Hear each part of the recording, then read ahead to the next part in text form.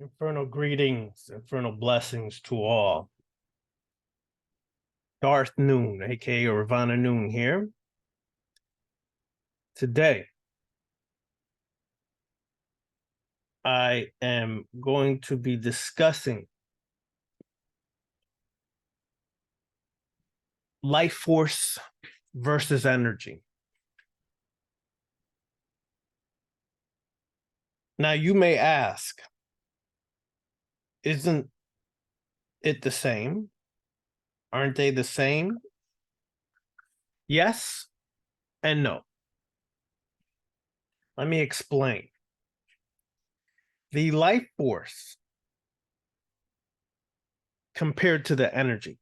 Every living creature has energy. There is none exempt from that. However, it is the life force that a vampire seeks for energy. So, in other words, everything has energy from the living lowest life forms, bacteria, cells. Well, cells ain't really that low of a life form. They're actually higher than we think. But bacteria, amoeba, whatever the case may be, have energy. But humans have a different kind of energy that is of a higher vibrational frequency. Life force is more than energy. It actually carries the consciousness, the DNA life print or blueprint, as some would call it, of that person and their lineage all the way back.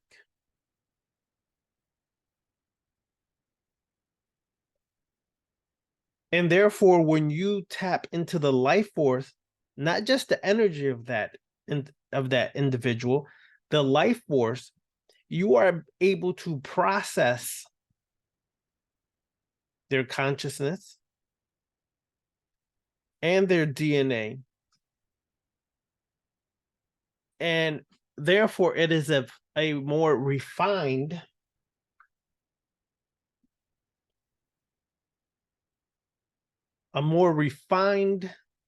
energy that mere life forms do not have.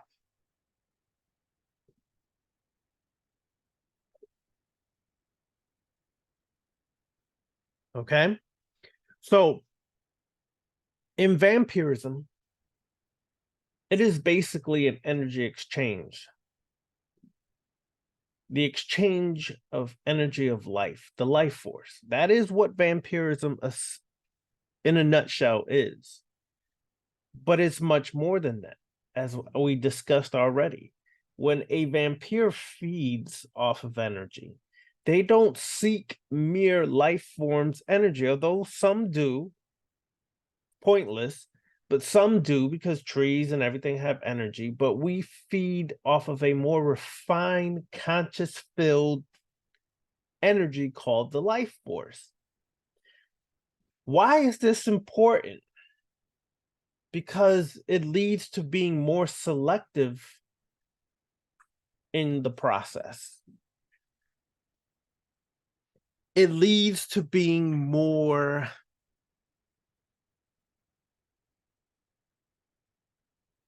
in tune with the life force. Therefore, choosing or connecting to a life force that is of a reward to you. So we as vampires have to understand that you just can't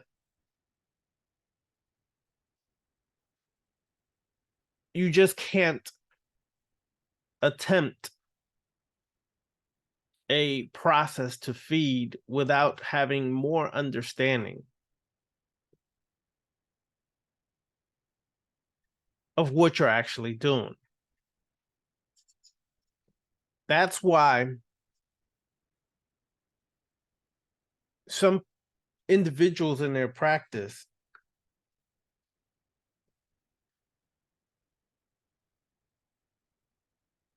understand or have a clear consciousness of what is really happening behind the obvious. Behind the obvious is you feeding off of energy. Therefore, when you have more consciousness behind what you're doing, it allows you to intake that life force energy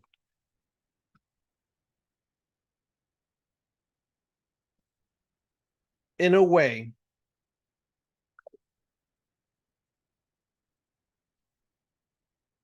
that is on another level, so to speak, of feeding. So this is why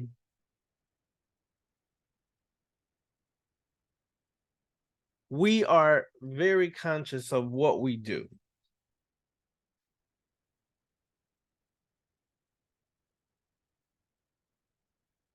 We're not just going out and saying, random folks, I'm gonna, partake in that energy exchange.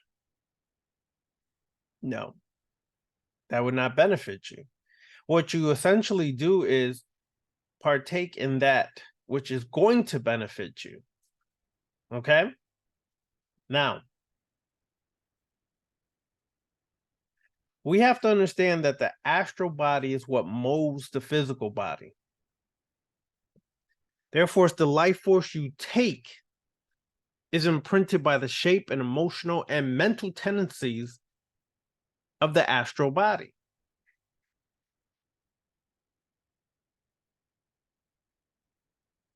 So that individual should have already participated in astral travel some way, shape, form, or fashion. So this excludes a lot of people who have no idea what astral travel is, who don't even care about astral travel, who don't really care about the occult or anything of that nature.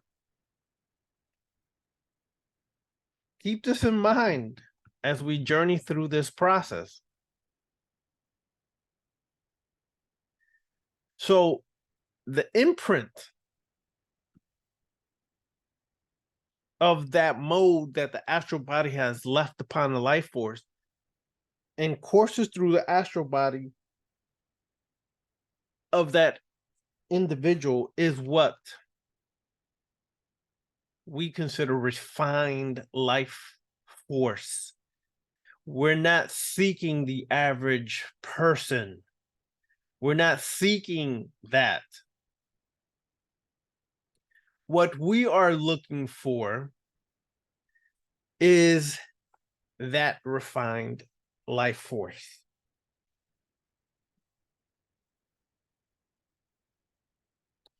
So this difference between the two should help you in the process of your vampiric journey.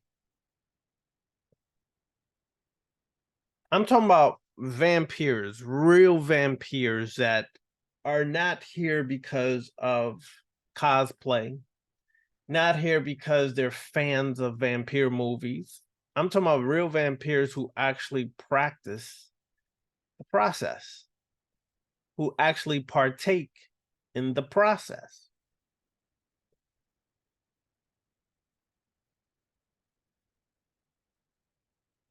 That should alert you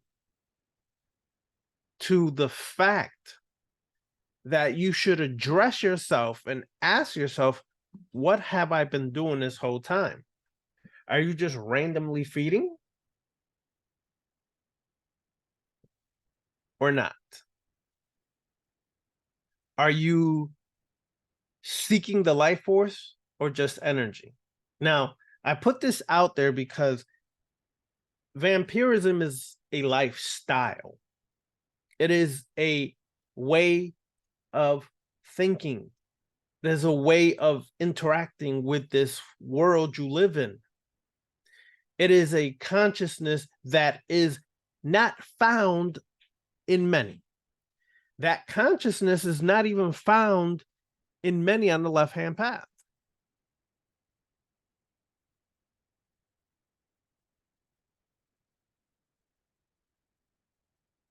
So when I say that,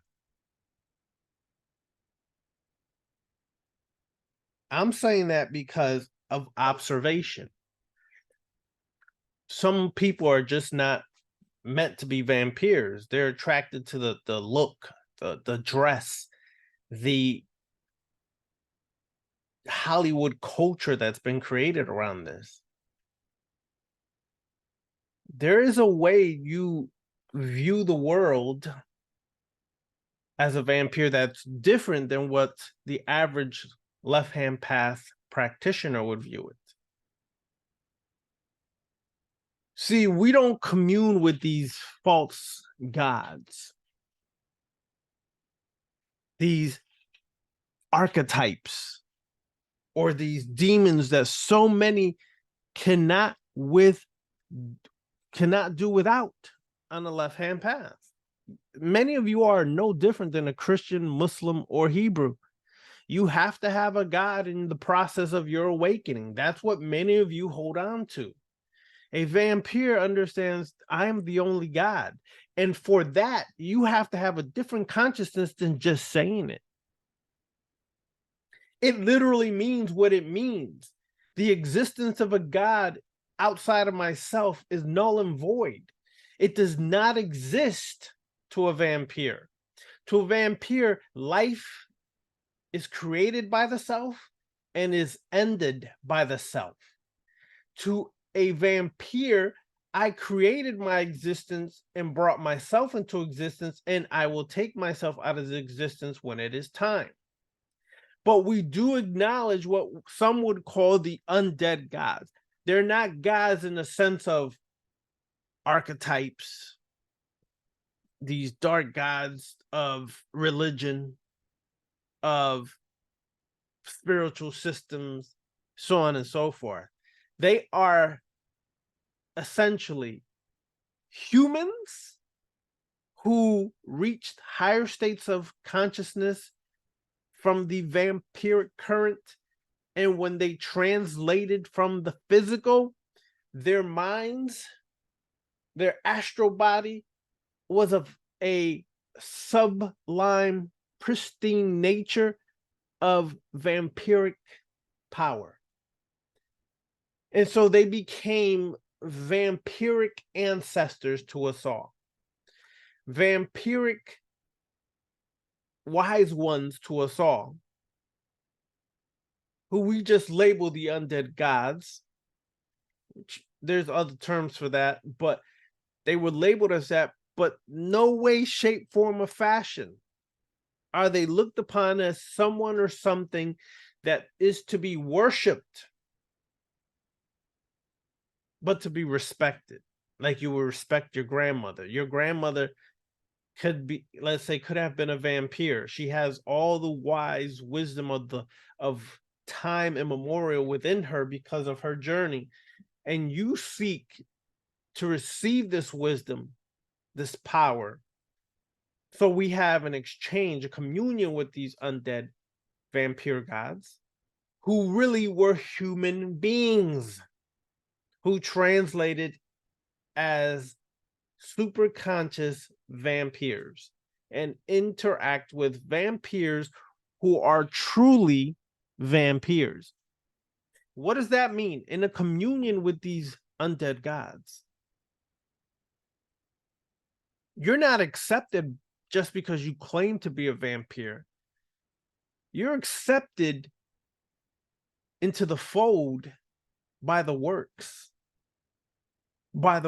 you've accomplished, and by the willingness to exchange this with the undead gods. It's a whole different process than just working in the cliff fall, working with this demon, so on and so forth. It's a different process altogether.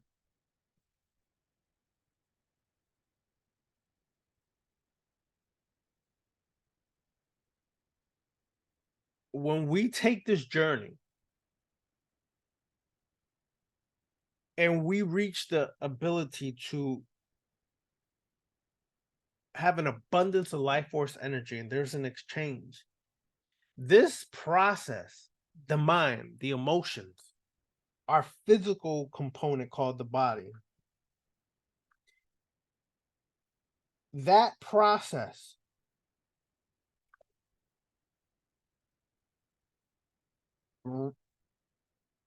rises above the human existence. We become vampires because the exchange alters our DNA,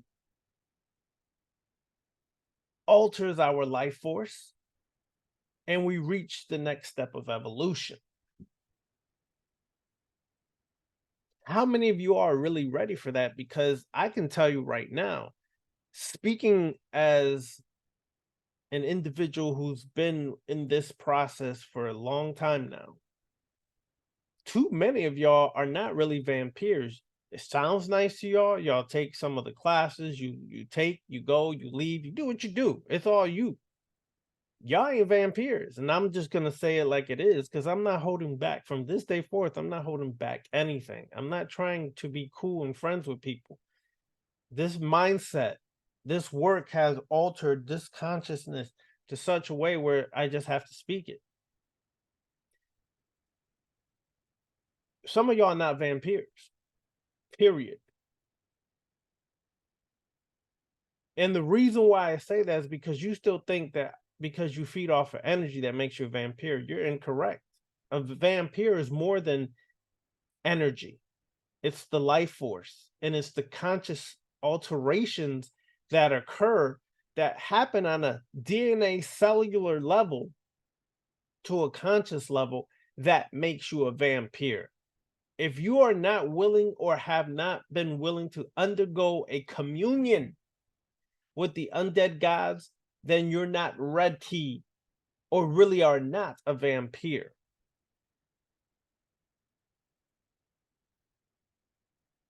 Call it what you want. Call me what you want. Oh, you're egotistical. You're this. No, it's none of that. I know what the true ego is compared to the false ego. That's not what I'm speaking of. What I'm speaking of is the false claims that many make about being a vampire, and they have not done the complete work. They've done half the work, a quarter of the work, whatever the case may be. Now they feel they have the right to put on their cape and, I'm Count Dracula now. No, you're Count Fool now. You're Count Foolish now. That's what you've become. It's beyond that. It's beyond that. You have to be willing to take a journey that you are afraid of at times. The point of being devoured or devouring is true in your journey as a vampire. It's not something we just say, it's something that's true. Some individuals will not be able to handle energy exchange with the undead gods. Some won't make it, and some will. So we're in the process within the Order of the Black Serpent right now. We're in the process of retuning and refining everything to eventually get to the undead god communion, to see who's really vampire and who's just claiming it, who's just speaking it.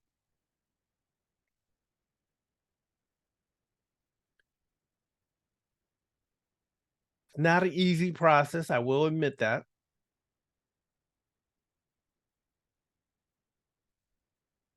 But you have to be willing to commit to this vampiric current.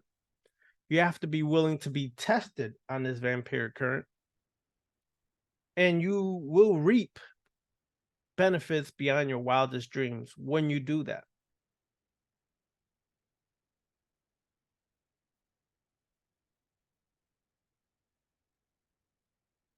Understand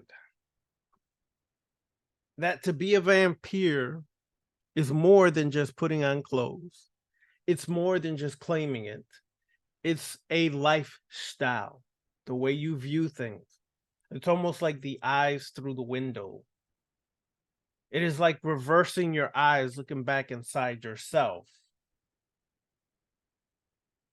And when you look back at yourself, you're looking back at yourself with the vampiric consciousness. You see the human state for what it is.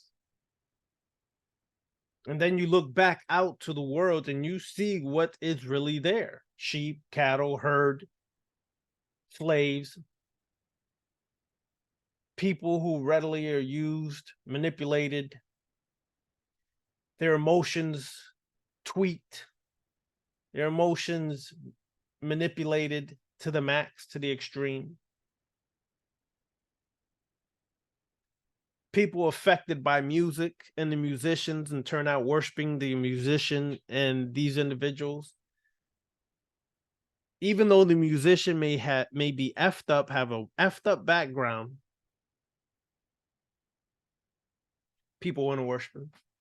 To the point that people worship them so much that after they pass, these musicians, they seek to channel that musician and receive messages from them. And then pass that off as is some true gnosis when it's not. It's false. A lot of that channeling is false, or it's created in the mind because the mind is delusional and has snapped a long time ago. People just can't get to that reality. And so what happens is it creates more people seeking more venues or more connections to be manipulated and used, all for the sake of becoming more conscious or more powerful. It's a damn shame. Now, some people will say, well, Vonna, don't you use and manipulate people? Nope, not in my classes. The classes is for seeking for those who are truly vampiric, seeking for those who truly want the journey. I benefit nothing from them, which is why classes have dropped to the all-time low attendance. Because in order to seek and find the real ones, the other ones have to be weeded out. Not by me, by themselves. They weed themselves out. So then they run to all these other teachers, and because all that is because their ego is seeking someone who's going to massage their ego, make them feel great. That's why they jump around the way they do.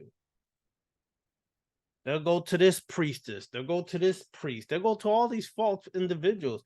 That is irrelevant. I don't care about the fact that, you know, you want your ego massage. What I care about is that you're willing to do the work so that we can share the information, so you could have your communion with the undead gods, so you could receive the wisdom of the grandparents, great grandparents, the elders, the wise ones of the vampiric current.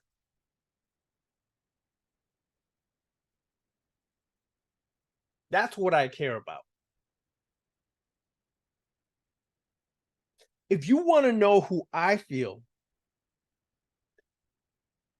would be example of manifesting what a vampire is, I'll give you an example. It comes from a movie that actually is based on reality, but that's another story.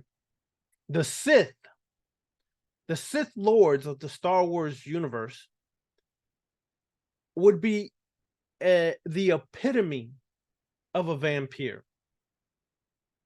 Darth Sidious is the epitome, the emperor of a vampire. How he can veil himself veil himself to the masses who swear that they're conscious and aware and have so much insight, could not even decode that he was the Sith Lord, the Darth they were looking for. The Jedi could not even decode or detect him as a Sith Lord. That is some serious power when the Jedi claim to be so powerful and so supreme. Well, you have a lot of Jedi passing themselves off as left-hand path, but they're really Jedi, and you can see them. You can uncover them easily if you just observe them. The Sith would be the personification of what a vampire undead god is. If they were to manifest, that is what you would see. We don't look at life the same way. The morality and things of that nature are not the same. To be a vampire, start with stripping away the programmed, conditioned states of morality that's been pushed into you since birth. Since you came to this world, your family started conditioning you to accept what morality has been given to you from society and all of its institutions. Start there, strip that away, and you will become more prepared to journey as a vampire. If you ask me, what is the most powerful aspect of the left-hand path? Vampirism, hands down.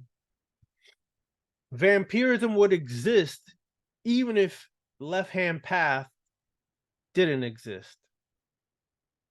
Vampirism would be a conscious stream all to its own, even without the aid of the left-hand path, even without the assistance of the left-hand path. That is a power unto its own that has been learned and utilized by many in the left-hand path, but not many really are living the life of a vampire. I'm not talking about living a life because someone wrote it in a book and then passed it off in multiple books and then told you this is what we do and this is how we live and this is how we dress. That's not to me, that's not a vampire.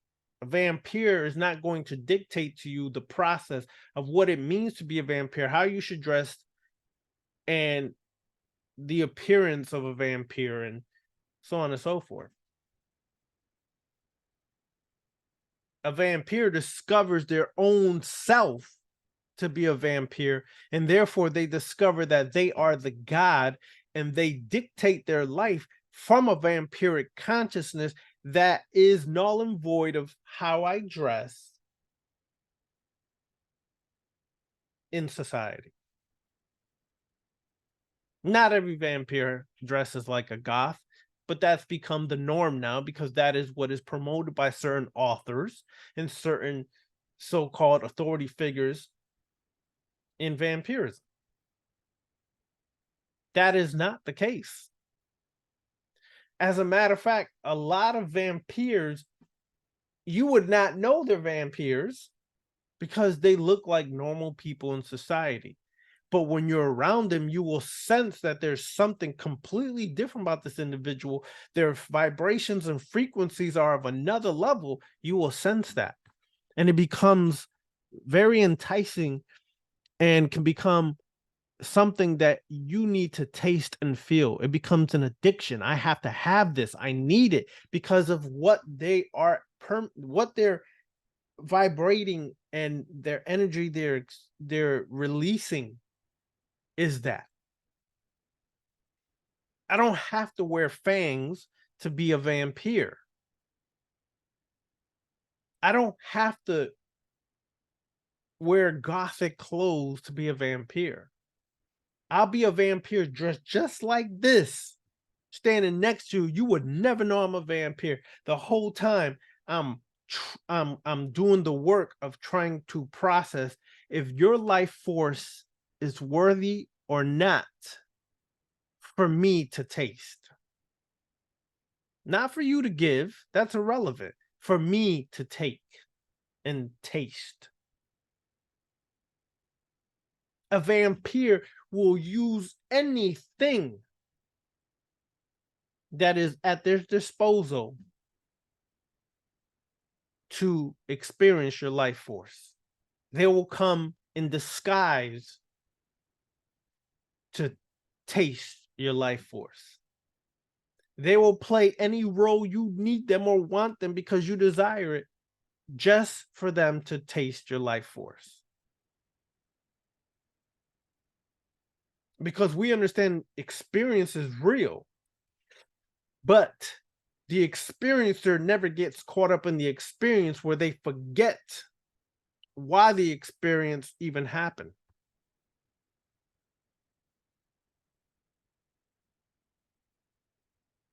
I get chills. It reminds me of Wesley Snipes playing Blade. And it's Blade Part 2, when they're all downstairs and they're talking about the hunt for these hybrid vampires. And he says, ooh, that's what it reminds me of when I share this information, like a chill going up my back.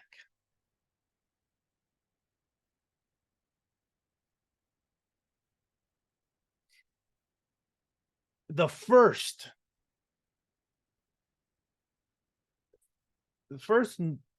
conscious knowledge I received on the left-hand path all began with vampirism. That's not a coincidence. That's because my vibration, frequency, and energy had always been aligned with that vampiric current. I became more aware of it as I studied it more, and I realized the things I did and had been doing, how they were aligned with vampirism. And since then, I just gave into it, lived it, not fought it, not try to figure this out. I just lived it. I just let it go, the resistance I had, and I became receptive to the vampiric current, and I've just been living it ever since. This is real for me. This is very real. But I wanted to give a quick little discussion on vampirism because I think people don't value vampirism a lot on this path. They get caught up in archetype worship, demon work, and they're missing the point. You're still externalizing, regardless what you think you're doing, you're still externalizing. And they're not taking the vampiric current, that consciousness of the self. The self is the only true God there is. And I'm going to leave you with that thought. To a vampire, the self, the true self, is the only God that is. There is no other God. No false God of Christianity, Islam, Hebrew. No false demons that are associated with those religions. None of that. You are the only God, and therefore everything is at your disposal. Everything is fair play. Keep that in mind as you let this video, the information shared in this video, sink in. You are the only God that is. So if you still seek gods and goddesses, demons, and so on and so forth, vampirism might not be for you. It just might not. Now, some of you may say, well, Ravana, you used to have us work and do rituals with gods or dark gods or vampire gods at the beginning of your classes. Yes, the beginning. We are now at the middle path going towards the ending, which is a new beginning. You guys left too early to understand this process. You left without questioning enough to understand what the whole process was about. The process is you begin an individual with what they know to eventually tear down what they connect to as being real to show them that you are real. And then when they realize who they are, their only God that is, then the real work begins. But everything else has ended. And the real work begins as you knowing that you're the only God that is. And the work takes a different life of its own. This is the reason why the classes have, most of my classes are threefold. And I am a primal vampiric sorcerer. I do not believe in having so much structure to the classes because I believe it takes away from the primal chaos awakening inside of you and allowing you to freely explode into reality who you are and experience what you need to without such confined structure. That's why my classes are never totally so structured to the point that we lose sight of that primal chaotic energy. That's why. And for some people, they need structure. For some people, they need something to focalize their attention to, which is which is a god or goddess or demon or so on and so forth. I can't do that. I don't do any of that. People talk to me about Santa Muerte and I look at that. I studied it, but I just can't get in it. To me, it's still too much of that externalization. They'll talk to me about Lilith and their work with Lilith, and Lilith did this. No, you did it. Lilith did nothing. You did it because you are the only God that is. And until you take the steps to work it, nothing will do it but you. Sorry, but some people don't like to hear that because they still want to hold on to Lilith because this external image, this external consciousness, this external principles and attributes, and it's all caca. At the end of the day, you are the only God that is, and the more you feed that, the more it takes a life of its own. These egregores take a life of their own because you're feeding it still, whether you're left-hand path, right-hand path, middle path, or any path, you're still feeding your energy. You don't believe it? That's fine. You'll in time figure it out. You'll see it. I do away with that. So the students that remain in our classes are students who don't need that kind of connection no more. They don't need these gods and goddesses. What they need is them true self. And everything, all the rituals I do, eventually in the end, which will, like I said, is the new beginning, comes to the point where they realize, I don't need none of that shit. I'm the only God that is. I'm the true one. And all these false gods must die. All of them. All these false demons must die. For humans to want something to be so real outside of themselves so that they can acknowledge it, worship it, is pray to it, offerings, so on and so forth, is the weakest thing I see about humanity. We are so weak that we feel we can't do it ourselves. You can't be a vampire like that. You only can do it for yourself as a vampire.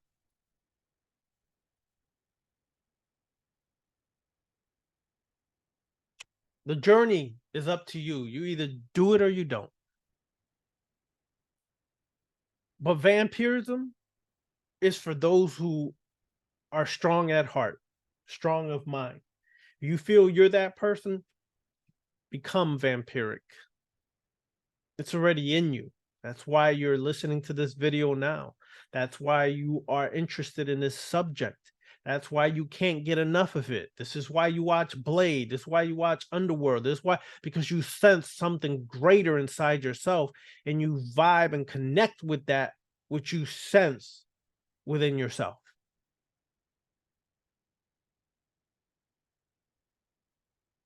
Seek the life force. It is what we do. All right. Infernal blessings to all. May y'all have a great Sunday, which is fun day for those who know how to devour and enjoy. All right, y'all.